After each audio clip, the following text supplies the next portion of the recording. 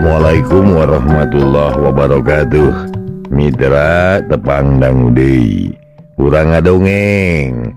Mang Barna bade neraskeun hanca garapan nu katuna carios kalayan judul Samagaha di Cempala. Mitra ieu dongeng karangan Kileksa. Urang teraskeun hancana. Upami teu lepat hanca anu katuna de parantos dugi ka jika ulah minta laporan. Nah kumaha kaayaan negara dina mangsa ayeuna, nah tetep aya tentrem kawas nu geus-geus atawa aya parobahan cik paman mantri, kaula minta laporan. Kitu saur Patih Jakabumi bari netep ka hiji mantri nu dipercaya pikeun ngatur keamanan negara. Cedok eta mantri teh nyembah. laras dugi kadinya nya Mitra, kumaha terasna? Mangga urang sami-sami lajengkeun deui wae. Sok kaparayun sadayana. Nun geus di teu payon nada sihapunten anu kasuhun tina samudayaning kalelepatan. Oge teu hilap nyangakeun semah pangabaktos ngeunaan kasalahan dihampura pisan.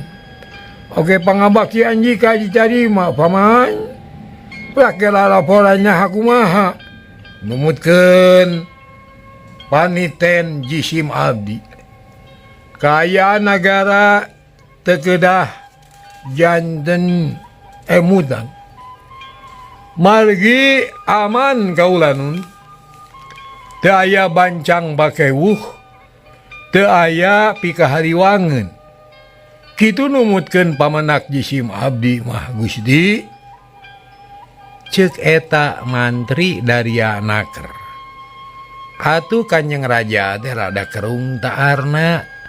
Tapi teu nemongkeun semu sanaos manahna ngaraos heran.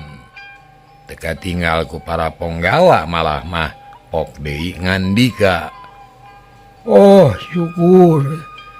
Syukur atuh adik itu mah paman.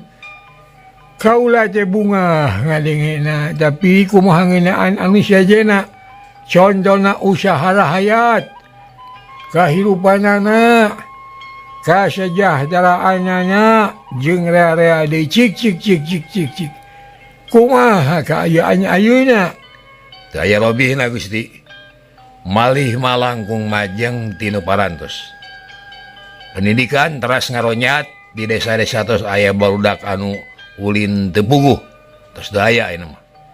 Nu tos cukup umurna mah lalebet sakola. Salajengna dina perkawis pajeg pancen bunut ngune sagala rupi lancar.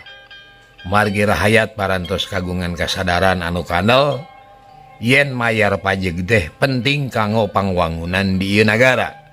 Kitu deui dina ngajaga keamanan.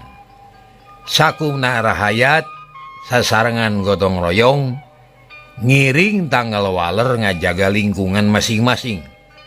Janten boh di kota boh di desa aman teu matak hariwang.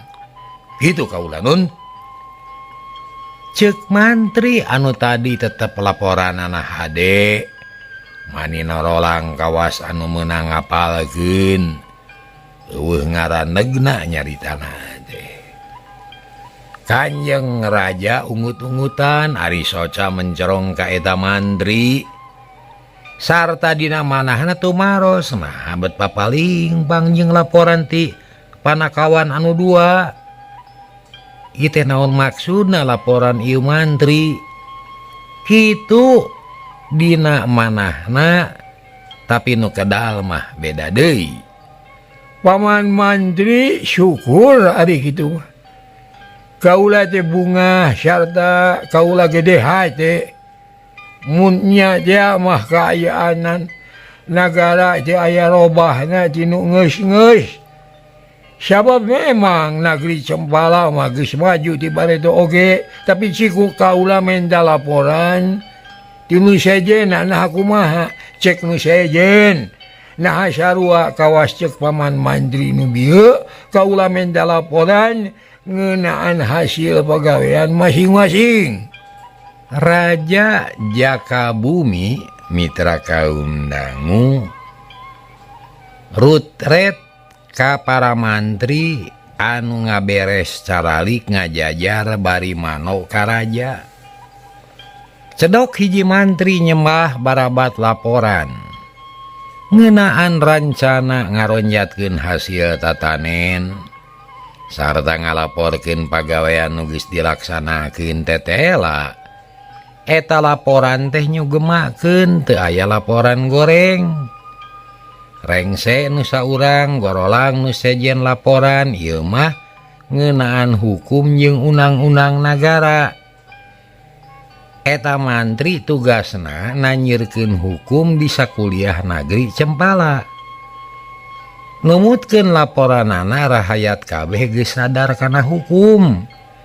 Sarta geus mimiti ngarti kana hakna oge kana kawajibanana. Bukti namun aya kajadian naon-naon sok lapor kanu wajib menta perlindungan hukum. Terus disusul kuno sejen pasoalan pendidikan, pertahanan, perang, pangwangunan jeung sajabana tetela kabeh alus laporan teh teu aya anu akur jeung laporan ti Ki Sarja jeung Ki Mursila. Nya syukur atuh ari kitu mah kaayaanana kaula Cibungah amar wajah suja tapi disagigireun Cibungah eta kahariwang tetep aya. Sarta kecurigaan teleungit-leungit lain curiga ka para mantri jeung penggawa lain. Tapi kaula teh curiga boh bisi aya pihak sejen nu rek nyoba-nyoba ngacaukeun ieu nagara.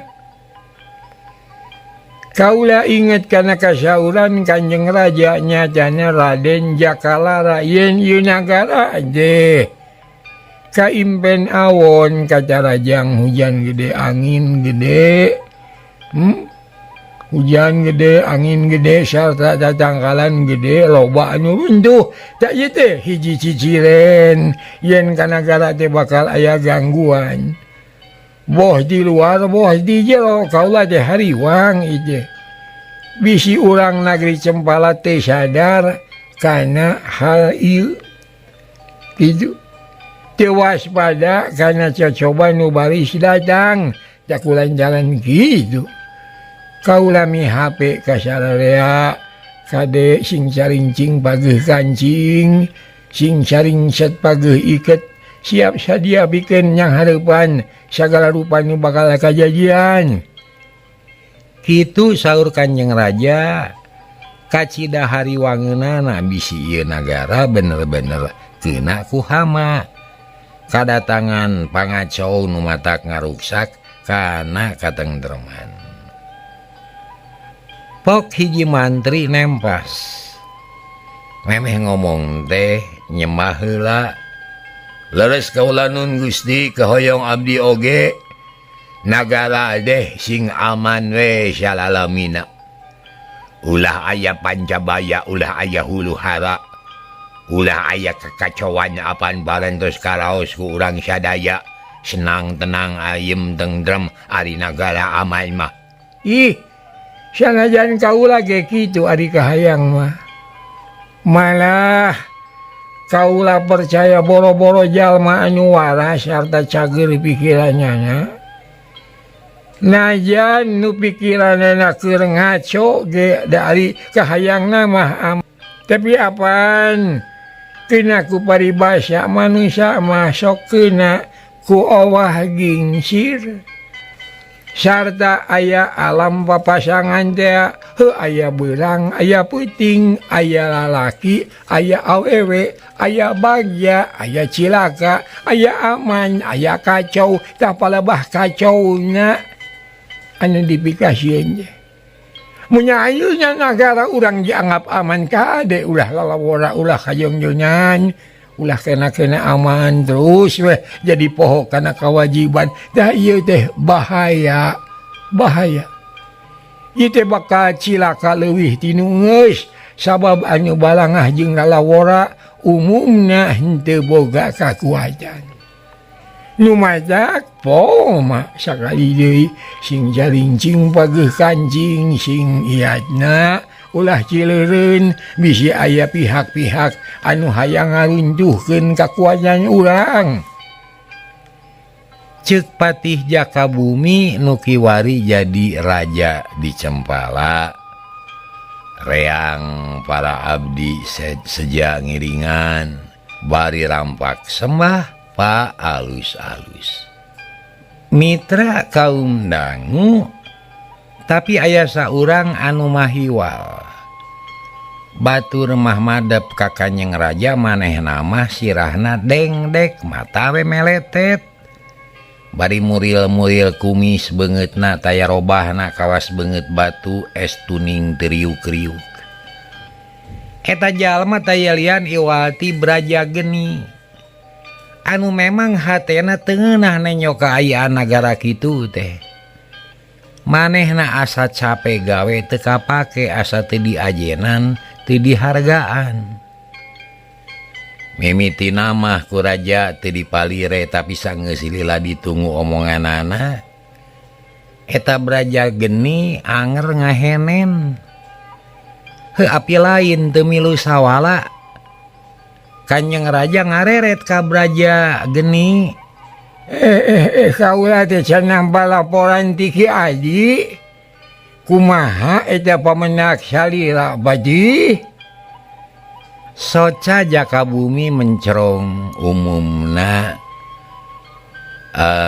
ka Braja Geni anu sikapna teu nemongkeun rasa hormat beda jeung nulian para penggawa negara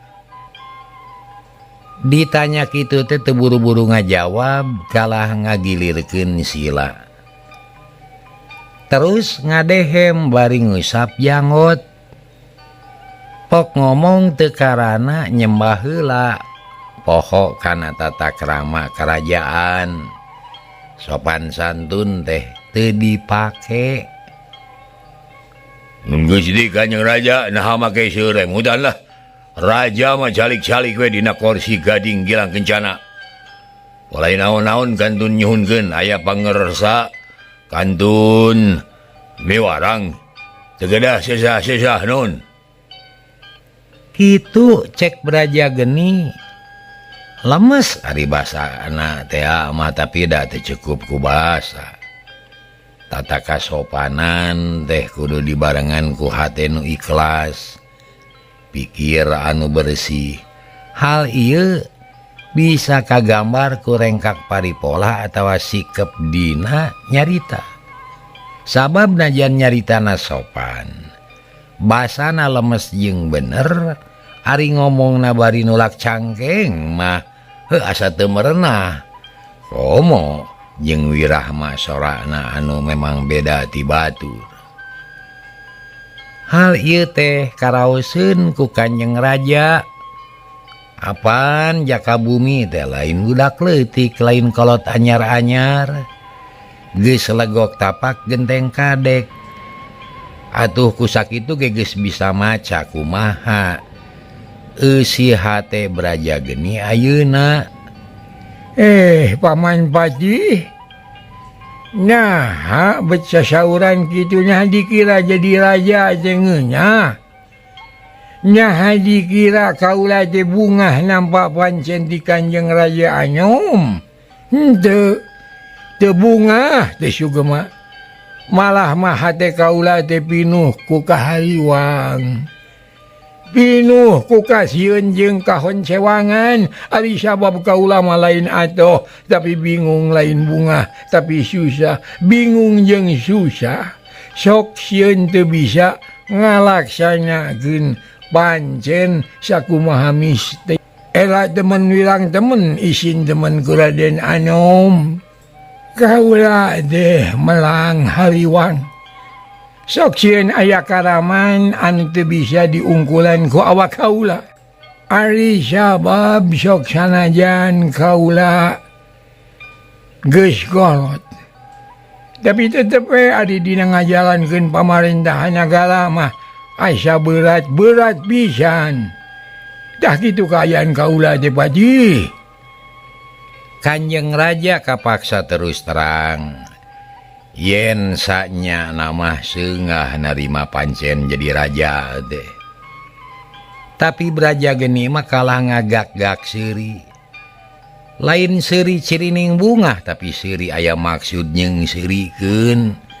Rada-rada ngoa ngahina ka raja jaka bumi. Nah make hariwang sareng Sambang. Apan seueur para abdi para punggawa menak nagara duh tingali. Para mantri ngabaris tah mangasaksian para punggawa ngajajar ieu sadaya teh siap sadia lah kanggo ngabantu gamparan dina ngajalankeun tugas karajaan. Ceuk Braja geni leungeun kenca katuhu tutunjuk ka punggawa nu ngajajar. Nu sejen jembling teu aya nu kecat-kecet aya oge nu pating darilak. Banget teu panuju kana sikap Braja geni anu angkuh sarta omonganana ngandung kuman-kuman kasarakahan. Ucapanana ngawurkeun racun nu bakal ngaruksak kana persatuan. Braja geni nyuhun kana pamangih andika. Tapi dah teu cukup ku kitu loba balad loba punggawa oge ari teu gawe babarengan mah cuma moal manfaat ye. Kalah matak jadi riweuh we kasalarea. Da kulan jalan kitu kade sing sabilulungan. Ulah rek aing-aingan ulah rek pakia-kia. Saha nu pakia-kia nun? Daya. Gaya nu kitu sadayana ge runtut raut sauyunan. Babarengan sababait sama manis. Sabagja sacilaka. Aduh, sajabiti kitu sadayana ge. Bela sadia daya anu bengkok sinema. Daya anu ngijing sila. Daya anu kawas keuyeub apu. Lembang kahareup mata kagigir. Beungeut nyang hareup ati mungkir. Teu aya sing berjandan. Nya euy, teu aya nya euy. Cek Braja geni kitu nate bari ngusapan jangotna. Panon meletet jiga nu mung nenyo. Mun kongang mah hayang peureum. Teu suka nenyo jaka bumi anu calik dina kursi karajaan. Sabab ari nu sanyana mah Braja geni teh boga cita-cita ti bubudak. Aya kahayang ti baheula. Hayang jadi raja tapi teu jadi wae. Sababaraha kalingan gagal jeung gagal wae. Baheula kungsi aya raja ngantunkeun nagara. Kursi karajaan diwakilkeun tapi rag-ragna lain ka manehna. Kanu sejen. Ayeuna aya deui kajadian kitu sarua bae. Lain milih manehna tapi kalahka dipasrahkeun ka jaka bumi. Kahayangna mah ka manehna. Nu geus taun-taun mikahayang kana eta jabatan. Tapi eueuh nu percaya nya ieu pisan nu ngajadikeun Braja geni goreng hate teu ikhlas narima putusan raja. Braja geni syukur arinya mah teu aya anu bengkok semah ngijing sila. Syukur. Kaula aja bunga jeung gede hate. Muga-muga sing salilanya kitu Kaula mah ukur ngarasa hariwang wunggul. Wangna tadi nyarita kitu teh wajar. Mun kaula salaku raja boga pikiran sarupa kitu. Cek Raja Jakabumi danes. Kadenan wajar. Wajar pisan aduh. Geus. Ayeuna kaula rek tumanya. Kumaha kaayaan nagara numutkeun pamikiran Kipati. Nyaha akur jeung laporan para mantri. Saur Raja Jakabumi bari neuteub seukeut ka Braja Geni. Nu teteh lah geus kaciri jiga-jiga rek ngabantah kana parentah. Aman. Ngan sakitu jawabna. Tapi kaula teh manggih beja. Aya kolepat bawaning kilat, aya selenting bawaning angin. Ieu nagara teh geus mimiti kakenyaan ku hama. Nyaha nya ajawah henteu jaeta asa paling pangjing laporan para mantri kitu deui laporan ti Patih Braja Geni asa beda ieu teh. Beda pisan. Kumaha ieu teh bisa beda? Hulang sarerea ngahulang ngadenge kitu teh sabab cek para mantri mah aman tur tentrem, teu aya kakacauan naon-naon cek para mantri.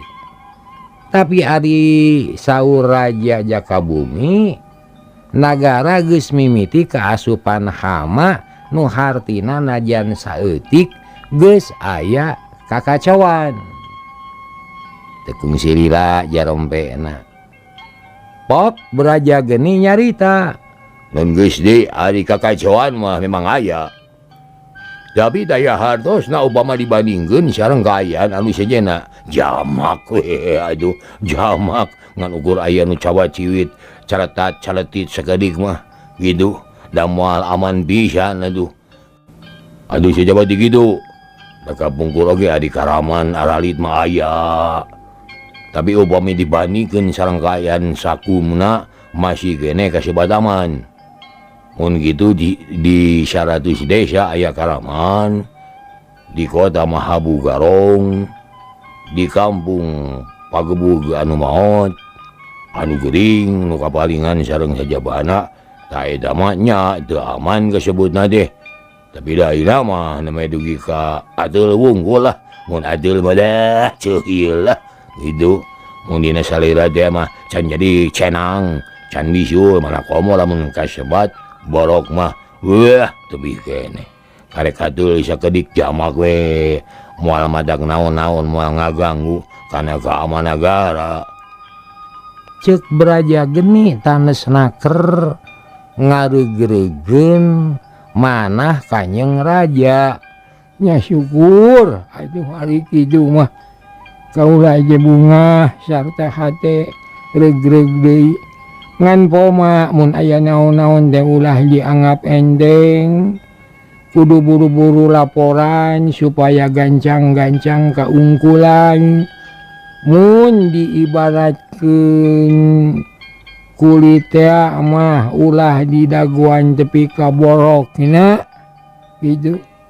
Karek ateul gegewa teh ubaran. Eta teh sok nyaliara ka mana meuni. Penyakit goreng pajut tidak ada. Enggak. Yang para punggawa nemalan sadayana sami tumut kana timalan raja. Tapi barang nuju gunem catur kitu torojol aya gulang-gulang madep ka karajaan. Datang-datang brek-deku cedok nyemah bangun anu rusuh atau kaget Kanjeng Raja teh. Engal mariksa. Aya naon punggawa? Bari diteuteup. malah para menak nagara oge mencorong ka eta Ponggawa. Nun Gusti aya anu bade ngadeheus kagamparan. Saurna aya laporkeun anu kalintang pentingna. Kitu cek eta Ponggawa bari cedok nyembah deui. Kujanjeh gitu. Sok sina ka jero, sina ka saksi usadayana menak nagara. Ayo buru-buru sina ka dieu. Timbalan. Permios Gusti. Mitra sanggeus nyembah unur ti payuneun ratu terus keluar deui.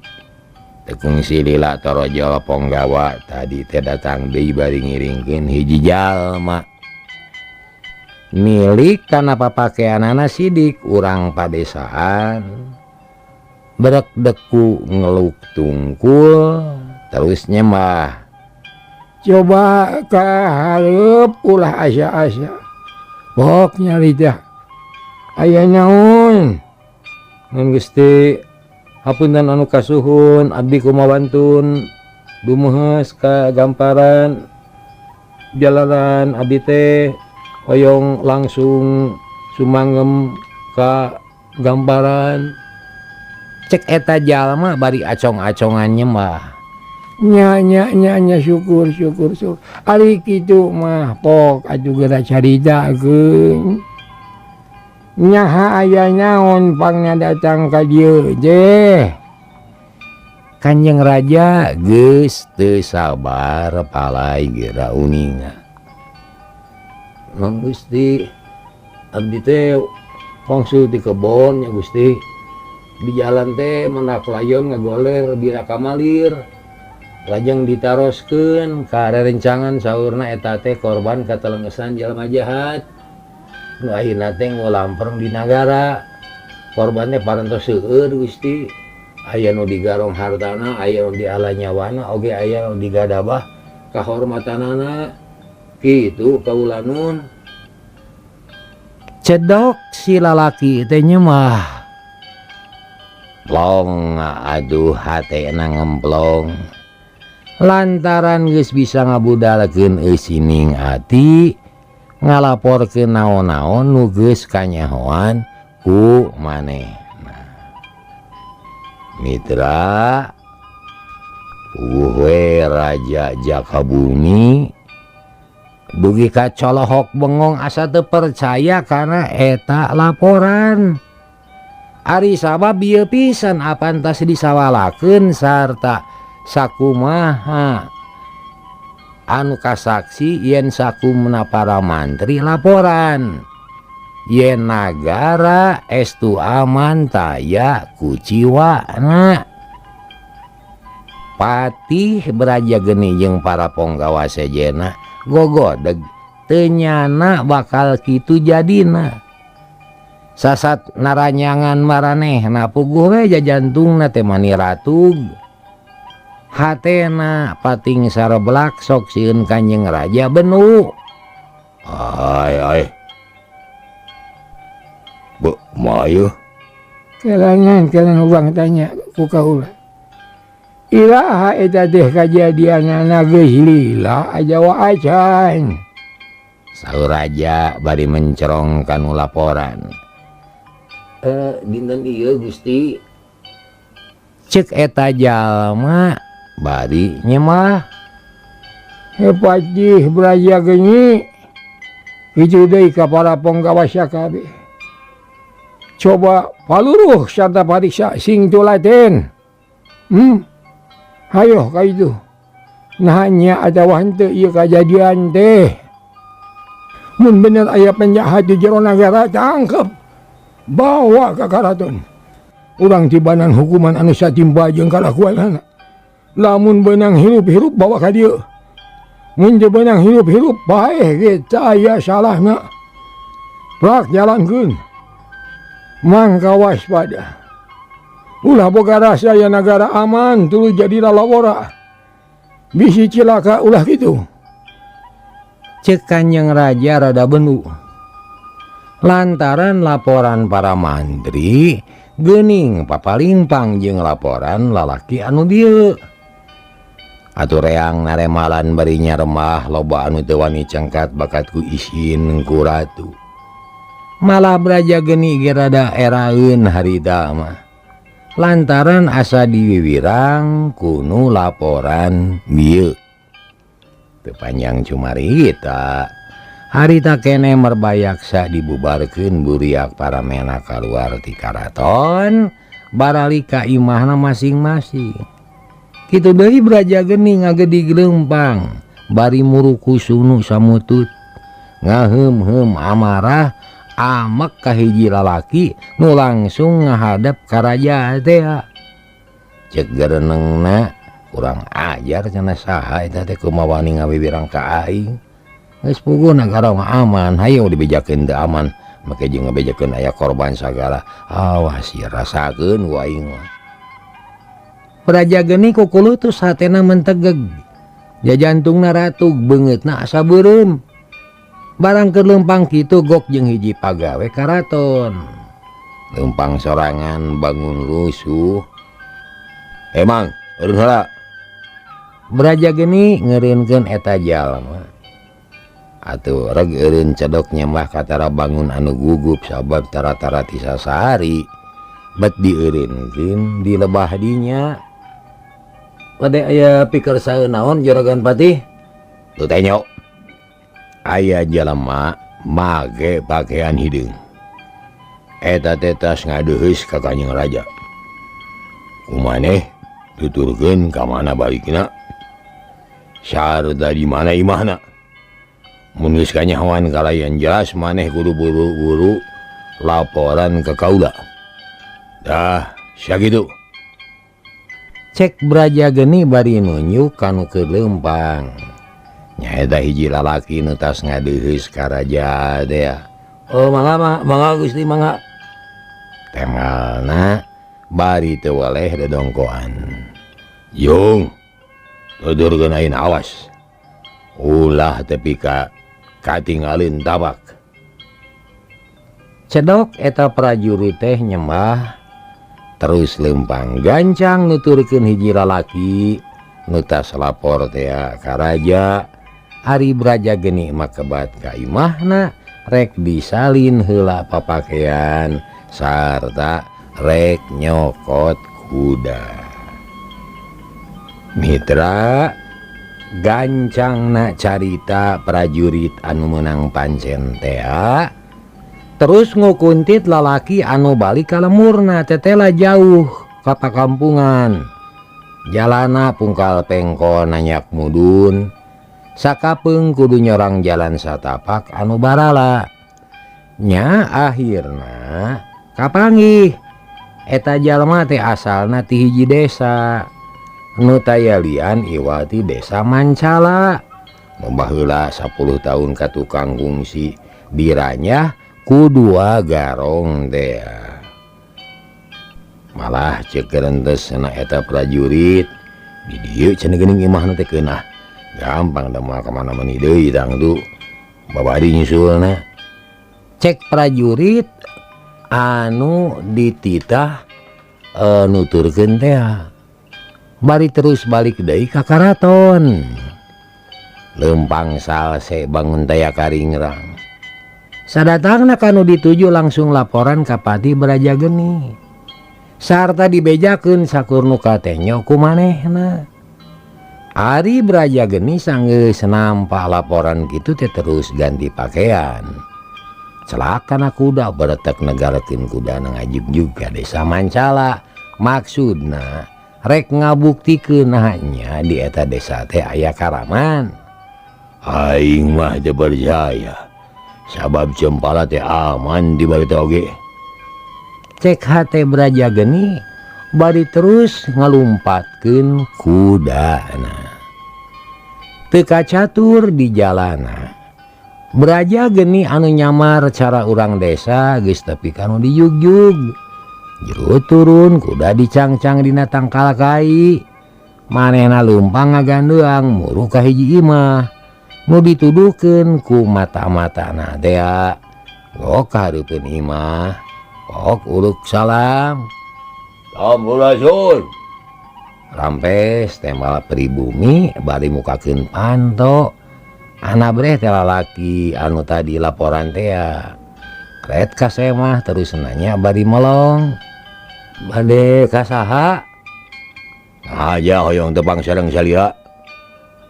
cek Braja geni sopan teh jiga-jiga hiji patih karayaatna mangga tuh kalebet bari nunjuk ka jero imah Surya sudah mengalami di dia di luar ya. Maksud kieu si muguring di jurung ku juragan patih. Bari tu maros perkawis layon anu kapanaku salira dea. Nah di mana ayeuna? Sareng saja dengan anak upami kersama hoyong diandir ka bumina.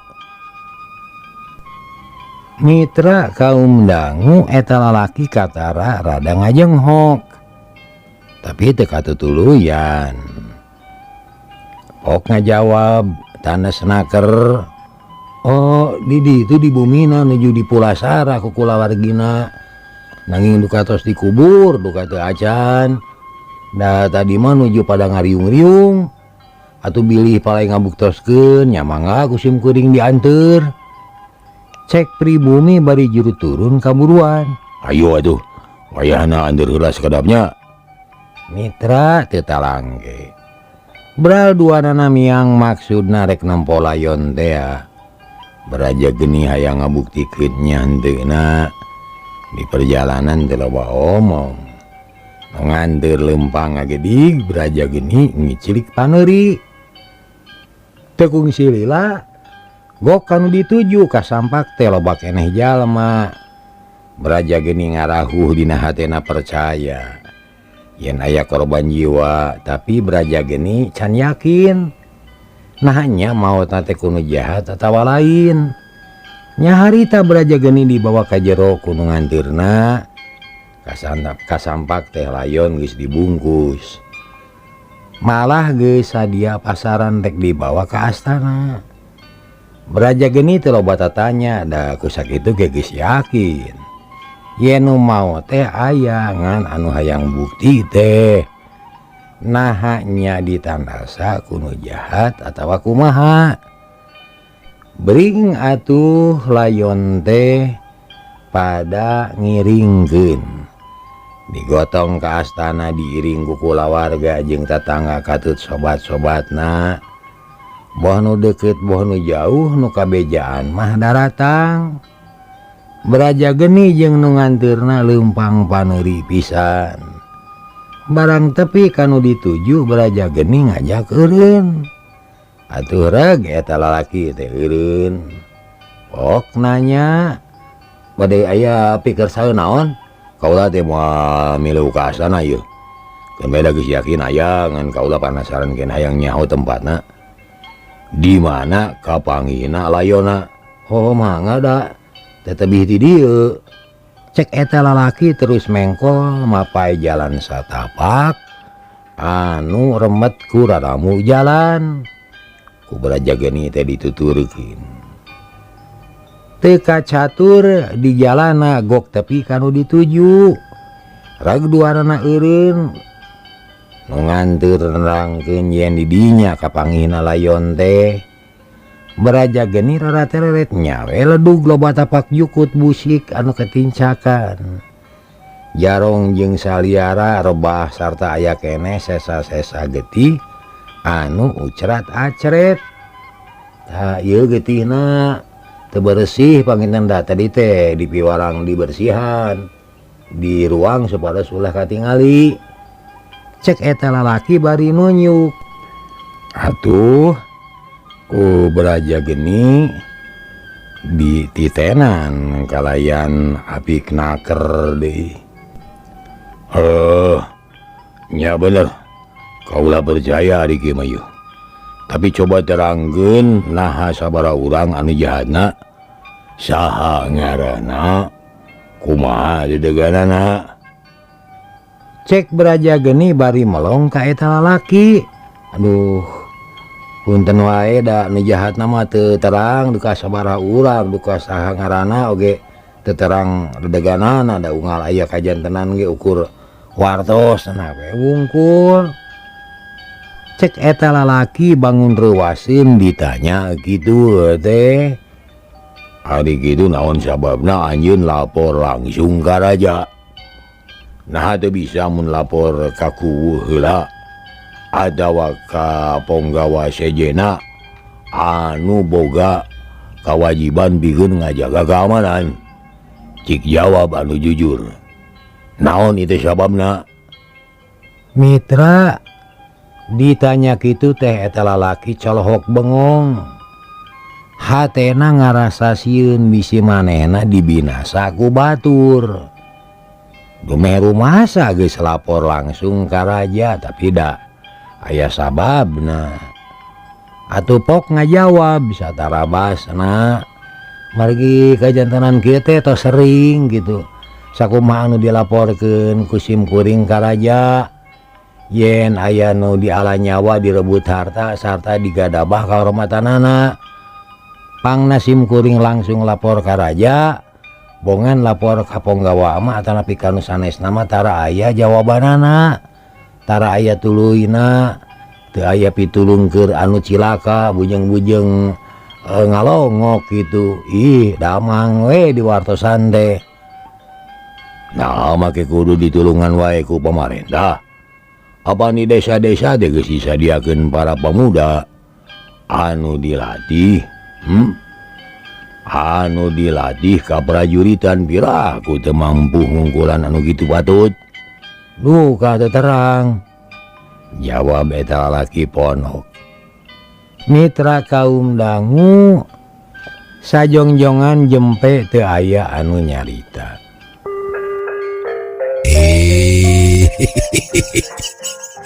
Cager harta mitra hanya kal kabujeng neng hatur nuhun kana perhatosanana insyaallah enjing tepang dangu deui billahi taufik wal hidayah.